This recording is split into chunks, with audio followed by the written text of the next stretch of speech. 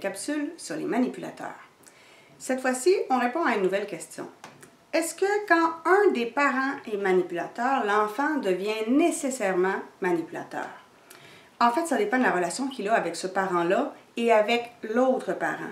Parce que dans certains cas, le parent manipulateur est peu présent à la maison et le deuxième parent prend plus de place dans la vie de l'enfant.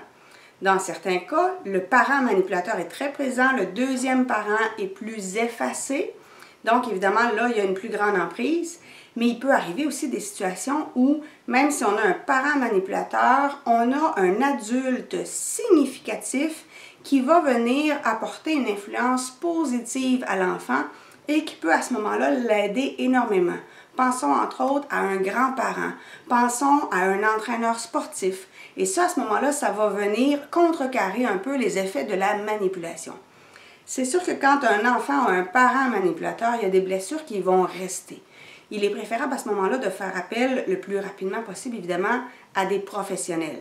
Quand on s'accorde le cadeau de s'offrir un psychologue, une thérapie, quelqu'un qui est vraiment qualifié pour nous soutenir dans le cheminement, à ce moment-là, il est possible de s'en sortir relativement bien. Évidemment, on s'entend que quand un parent manipulateur manipule beaucoup au niveau des enfants, c'est sûr que quand les enfants deviennent adultes, le parent n'a pas besoin d'être encore là. L'enfant se souvient, une fois adulte, des phrases, des commentaires, des répliques du parent manipulateur et il va se les répéter lui-même.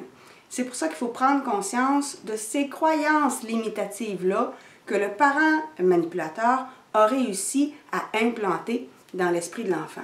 Donc, en discutant avec un professionnel, à ce moment-là, on va pouvoir mettre le doigt sur nos pensées négatives, nos pensées limitatives, nos croyances que l'on a intégrées, mais qui en fait viennent de la manipulation.